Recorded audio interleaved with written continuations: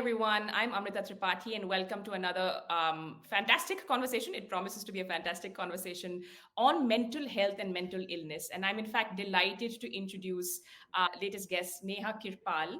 She's the co founder of Amaha, and we're going to talk to her about that. She's an Aspen and Eisenhower Fellow. She's part of the World Economic Forum's Young Global Leaders. Neha, I'm not going to do a laundry list because you have so many achievements. You also founded the India Art Fair. You ran it for a decade. You sold it. You're highly successful as an entrepreneur and very passionate about this field of mental health and mental illness. So, firstly, thank you for taking the time to do this conversation. My pleasure. Thank you. And let me start by asking you, Neha. You've worn so many hats, you've juggled so many roles, and had so many successful stints doing different things. What's your journey been when it comes to mental health and mental illness, and actually deciding to set up something like Amaha? Can you take us through a little bit of that? I think for me, it's been a sort of a lifelong quest of exploring, what kind of support and care is out there, and then being rather sort of disappointed and disoriented with what we've come across. I've seen a lot of mental illness in my family, and over the last 3 decades, meeting doctors, meeting various organizations, looking at the state of rehabs in this country. It's really felt like, in 2023, this certainly can't be, what we have in terms of services and support for mental health. And so, one of the things I realized very early on is that people who are actually experiencing these problems, their particular needs are not factored in. Often people don't know who to go to, people don't know who to trust. People have long wait times. It's very hard for them to decide because the services are so fractured. And so the idea of setting up Amaha for Dr. Amit Malik, and then I joined him in 2019, was very much to create a single platform. Looking at something that is that is sort of easy to access, that is available 24/7. It's available online. And people don't have a challenge reaching out for basic services and figuring out how to navigate. It's as it is hard enough for people to sort of acknowledge that there is a problem, and something needs to be done about it. It's much harder then after that to figure out what to do and how to actually go about that journey. So yeah, for me, this has been a very personal journey. I've seen in my family, I've seen suicide, I've seen schizophrenia, I've seen addictions, and I've been a caregiver, and a lot of my life and life experiences have been shaped by that. But also the need to try and build something out to actually support people who are facing that on a day-to-day basis, and also doing that at scale, because there just aren't enough mental health specialists to take care of the need. So we have to be able to build strength and sort of programming in community, in schools, in colleges, helping people actually know what to do when they face a crisis. So that's been a bit of my sort of inspiration and journey so far. That's really moving and powerful to hear, Neha. Thanks for sharing that. You've been definitely someone who's been very transparent and vocal about some of the struggles you had to go through with your family, and like you just shared here. So thank you for that. We're putting some helplines on the screen for anyone who might be feeling triggered or distressed. Please know that help is available. Please know that there are resources on the Health Collective, certainly on Amaha, and we're going to talk to Neha more about that.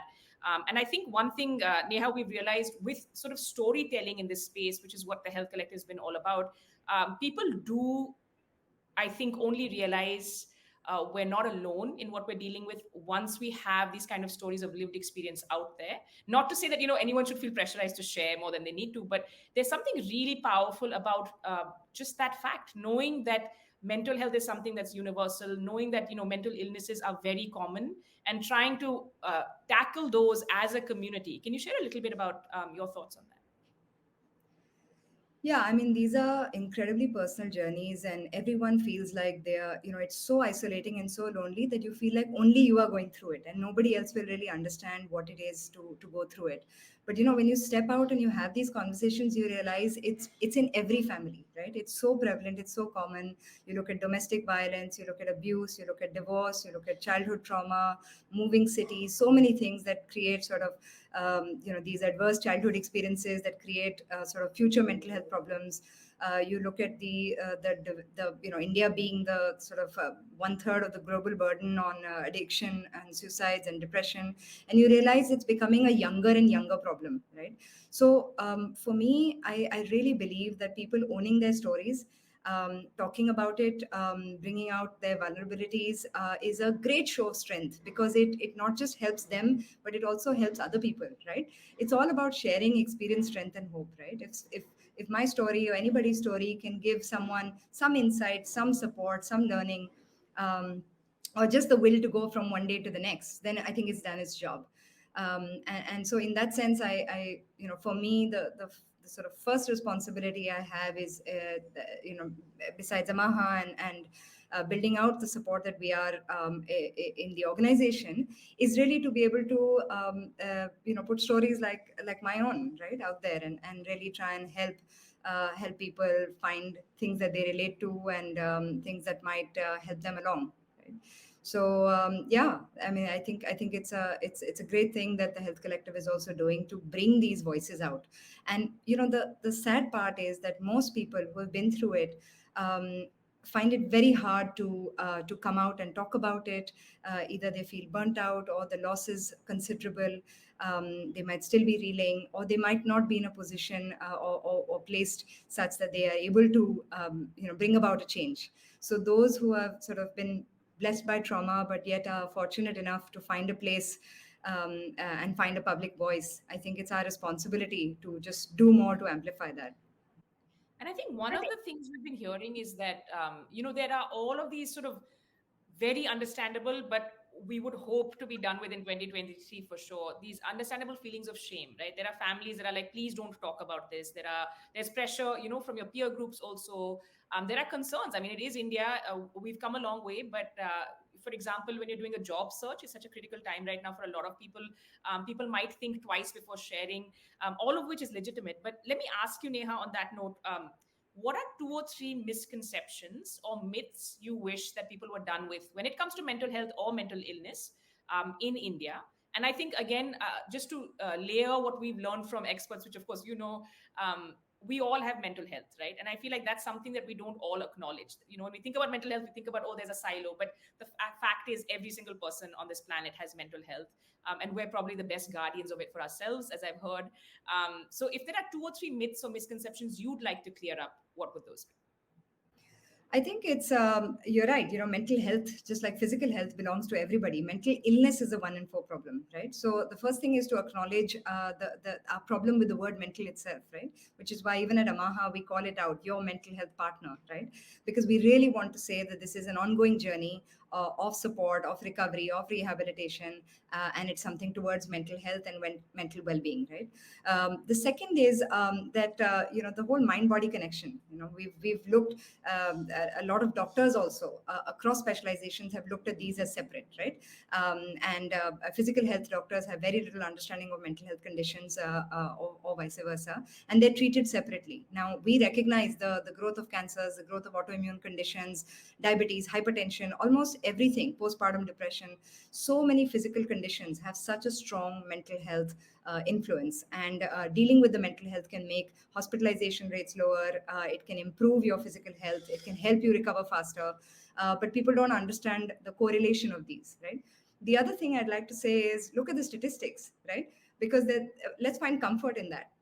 Mental health, as we say that people who are going through these challenges, whether it's addiction, whether it's psychosis, whether it is any kind of depression and anxiety, it's very lonely, it's very debilitating. You feel like only you understand and only you are experiencing that. But the minute you look at the statistics, you recognize it's a one in four problem. you know I mean, India has 200 million people as of, I think, 2017 with diagnosed mental health conditions. So if you look at that, you recognize that it's in every household. So you can happily walk about society, in your schools, in your colleges, in your organizations, realizing that almost everybody is carrying this silent burden inside of them, and yet not talking about it. Now, what's happened in 2023, unfortunately but thankfully, is COVID has sort of moved that paradigm quite a bit, right? Because suddenly mental health issues, stress, burnout, trauma, domestic violence, divorces, so many of these things have become much more mainstream, much more normalized, much more talked about, right? So things have really come to a brink. And I think this is an opportunity for people to just drop that sort of a veil of stigma and loneliness and realize it's everywhere. Everybody's out there getting help. We did 50,000 sessions last year at Amaha in 18 languages. We've had people coming from 300 cities. These are cities where there are no psychiatrists and therapists physically available, right? So, such is the widespread need, but such is also the widespread demand of people coming out and saying, I need help, you know. And it's a very positive sign, because until we don't acknowledge that we need help, we're never going to get help. And Yeah. the statistic is that it takes people 4 to 6 years to come to their first mental health appointment, right? Now, if we can try and bridge this 95% treatment gap and try and help more people access healthcare sooner, then there will be fewer suicides, there will be fewer chronic depression cases, fewer cases that go out of hand and take much longer to recover. So everything is a cyclic process. The earlier you identify, the earlier you do something about it, the greater the results, right? And the less the pain and trauma, because we recognize these are all family conditions. So if one person is affected for 20 years, or in my case for 30, 35 years, the whole family is affected in some way or the other. It takes, we've had 2 generations of mental health challenges, and my mother's schizophrenia created a situation where my brother's life got lost, 35 years later. And so these are the repercussions of unaddressed mental illness in families, right? And it's really important for us to stop the intergenerational spillover of these mental health challenges. So if we care about our children and look at the already chaotic world that we're throwing them into, let's recognize that we can at least deal with our own trauma and mental health challenges to safeguard their mental health in the future. That's a really strong and powerful message. You're talking about Amaha providing services in multiple languages. It's a hybrid model. There's online, there's also offline now, which is fantastic. So congratulations to the team on that. Can you take us through a little bit of that? What the future looks like, and also, are you finding different? Is your team finding different issues cropping up when it comes to different languages and regions, or anything you can share with us? So, as I had mentioned, because of COVID, there has been a tremendous uptake of mental health services at Amaha. We have about 4.5 million people who have got onto the digital platform, onto the app for a range of self-help stuff, for content, for assessments. They're using the sort of relief chatbot on an ongoing basis, and then there's therapy sessions and psychiatry sessions. So effectively, what Amaha is intending to be, and we're already seeing sort of great sort of fruition in that, is a single window mental health services platform. So you can come into one place. If you don't know what you need, you can have a free coach call. You can understand what your needs might be, who might be able to be your best pair support in terms of therapists, in terms of psychiatrists, and then the team works together. It's all on one digital platform, and we're seeing sort of phenomenal results. As I mentioned, last year 50,000 sessions. We've got a large community section. We've got about 16,000 people on our dedicated communities for ADHD, for anxiety, for addictions. And so these are people who are getting free support, peer-to-peer support in supervised sort of community settings. And then we have these offline centers. We started with our first 3 in Delhi, in Mumbai, and Bangalore. Each one has a team of about 10 to 12 psychiatrists and therapists. They work together, seeing individuals, seeing couples, seeing groups. And we work extensively with corporates as well. So we have about 50, 60 corporate clients, large, small, medium range across sectors, who are using mental health services for their employees.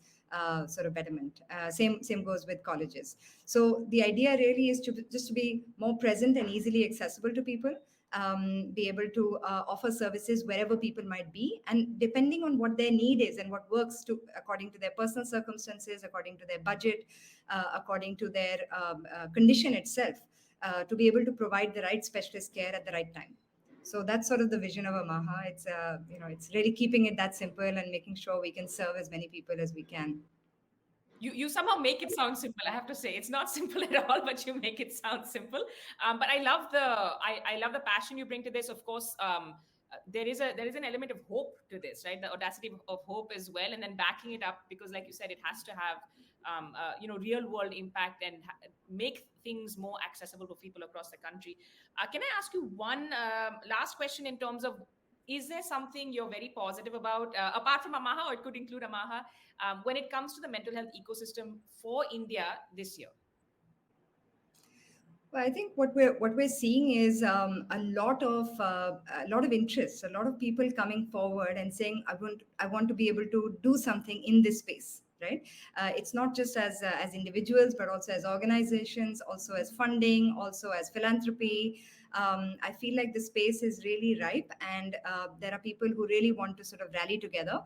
Partly because again with COVID, a lot of people have had very personal experiences with grief, with loss, with addictions, with suicide. COVID has really sort of brought it all sort of out in on the center stage, and so I think this is the moment for mental health, and we must all recognize that.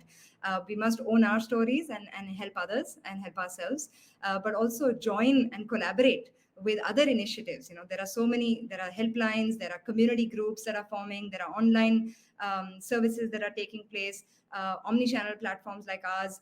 The whole idea is to be able to aggregate and collaborate all of these so we can form a true ecosystem for mental health.